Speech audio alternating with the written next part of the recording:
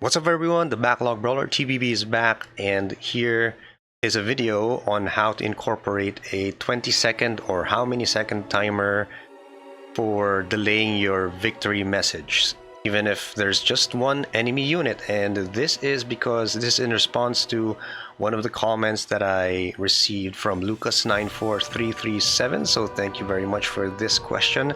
So the question goes, I would be very interested in a certain trigger and how exactly you would use it. If you have just one enemy and you defeat him, but the game shall not end immediately after that, and maybe 20 more seconds can pass where you can display a text message before the victory screen appears. Thanks if someone knows. I've already responded to that with a comment, but I did sort of pseudo promise that I'll do a video on it, so here we are. And just for fun, the story of this video is just gonna be Jangles the Space Monkey has disrespected your clan and it's time to get vengeance on him. And yes, this doesn't look like a space monkey, but trust me, there's a monkey inside. So first is just basic setup. This is just for fun. Trigger 0 just displays instructions to, you know, get vengeance on Jangles, and then we just changed the object name of this photon man to Jangles the Space Monkey, and this is the bare bones version of it. So yeah, there's a message, get vengeance on Jangles Space Monkey, and this is Jangles the Space Monkey. Come on, let's get vengeance, and there. Instant victory, but it's kind of anticlimactic, so we want to introduce 20-second delay and maybe do some fun stuff, some fun messages before we win, so let's do that. The very first thing you have to consider is the global victory. It's usually set to standard when you start a map, and then we do have to choose something that would prevent us from winning instantly, and that would be, you could tick custom and untick all the conditions. This one doesn't matter because nothing's ticked. So if we just go ahead and save that and do a test. So here, oh, we're gonna get vengeance so many times. And there. So that's the first part. We're not winning instantly, but we're not winning at all. And that's what we're gonna do with our triggers. So how do we do that? First, of course, ignore this first trigger that I made. That's irrelevant to anything, just for fun. So we first create one trigger, and the very first thing we have to do is, of course, have a condition that detects whether an enemy has been destroyed. So condition, then destroy object. We set which enemy we want to detect, and we click that. Want to make sure that we selected the right unit. We press go to object. So yep, that's Jangles. So that's the condition. If Jangles gets destroyed, we get whatever effect that we want to do. So the first effect that we want to do is really to start the next trigger, which I will first create. So that's trigger number 2. And then we just go back to trigger number 1 and say effect list, activate trigger. And which trigger do you want to activate? Trigger number 2. So we can press go to trigger or click trigger number 2. And trigger number 2, this time, since Jangles is dead, we do a chat. So we send a message. We could either send a chat here, or we could also do it the way I did in trigger 0, display instructions, but I guess send chat would also work. Depends on what you want. So let's say Jangles has been slain.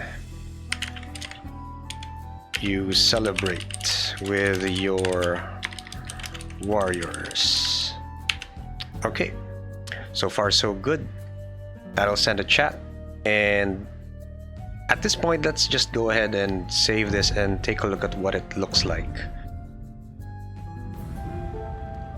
Okay, so here you see that we get the message prematurely, and that's because we forgot to set the trigger to the right activation. So we quit this, and as you can see, the very important part here is the trigger starting state. So trigger 1,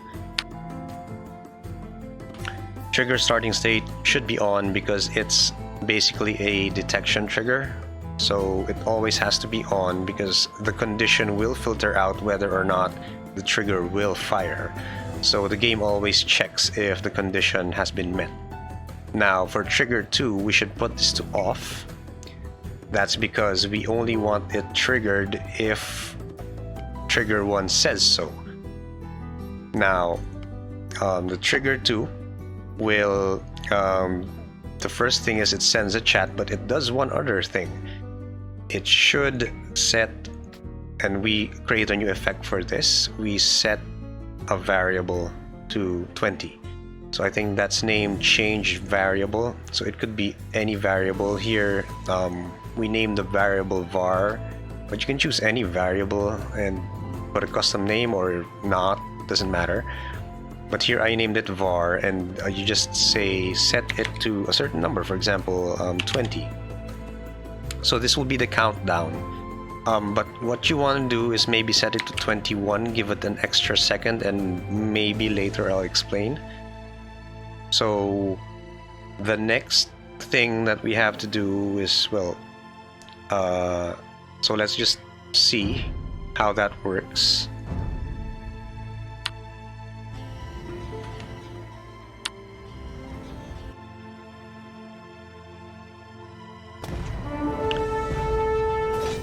So there we go. So we only get the message after said unit has been slain, which is correct.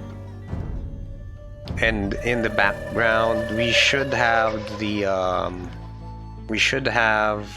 variable change, and we're pretty sure that that's happening because the chat was sent at the right time. So now that we got that correctly, we create a new trigger. So trigger number 3. Trigger number 3 is going to be a special trigger. It's going to be a trigger that loops, and what this does is we create a new effect. So this changes a variable, the same variable that we use in trigger number 2, and we set it to subtract, and we set how much to subtract. So that's 1. So what this does, it means for every game second, it's going to subtract 1 from this variable. And since we set the variable to 20 in trigger number 2, or rather 21, it's going to count down 1 all the way down to 21, right? So that's the purpose of trigger number 3, but we have to remember to set the trigger starting state to off because we don't want that firing at the very beginning of the scenario. So what we want to do is in trigger number 2, we create another new effect. We activate trigger number 3. So once the variable is set to 21, that's the only time that trigger number 3 actually does the counting down. Now, there is one last trigger that we have to do, and I don't need to show this because we won't see it anyway, but so the last trigger that we have to do, trigger number 4, what this does, it just watches the value of the variable we set in trigger number 3. So we say variable value as a condition. So we select which variable it is. In our case, it's var.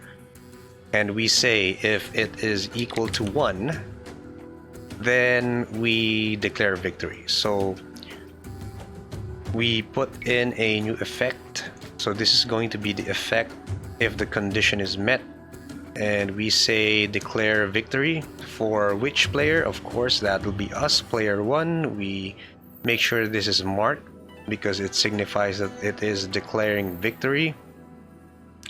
And we check the trigger condition itself. Trigger looping should be no, and trigger starting state, it's okay to be on actually, because it's protected by this condition.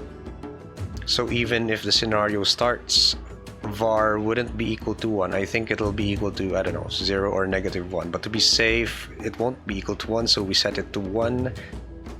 You could also do it like, you could also do off.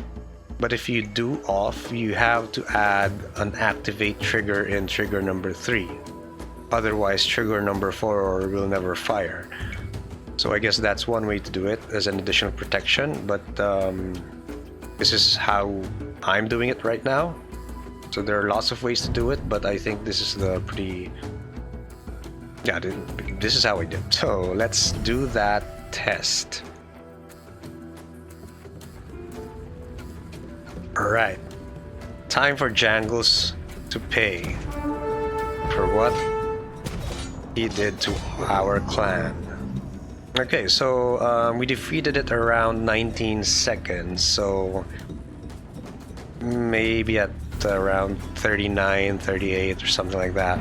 Alright, it was 35, so maybe we defeated it earlier. So that's pretty cool. So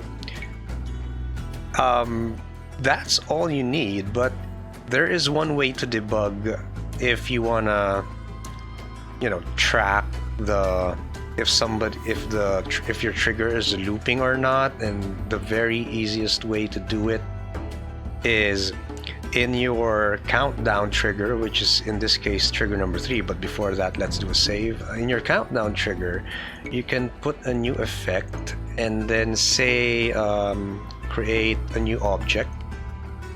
And then it could be any object, like for example, Eagle Warrior. Let's do it. You set the location where you want your warriors to be created. So let's set it here. And then get a new effect. And then do a move, an attack move. So you can set the area. So we know that the Eagle Warrior is going to spawn here. And then we do a set location, which is basically gonna tell where any unit is going to go. So let's put it here. So if you go to the area, so that's the area. If you want to go to the location where the units will run to, then that's the location. Okay, so we try that.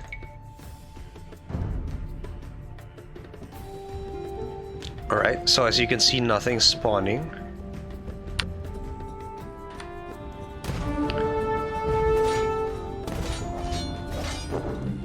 Okay, so as you can see, for every count of the variable, we get some Eagle Warriors joining the victory celebration. Yeah, you celebrate with your warriors.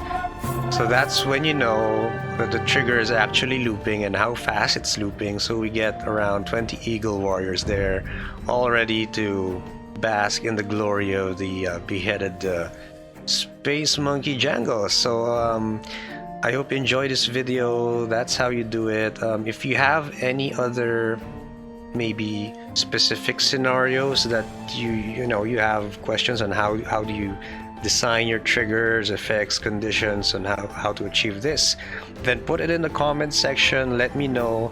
I'll try my best if it's possible. Let's make magic. And yeah, I guess that's it for today. Hope you enjoyed the video, and good luck on your scenario making skills. Thanks, and please like and subscribe if you found this useful.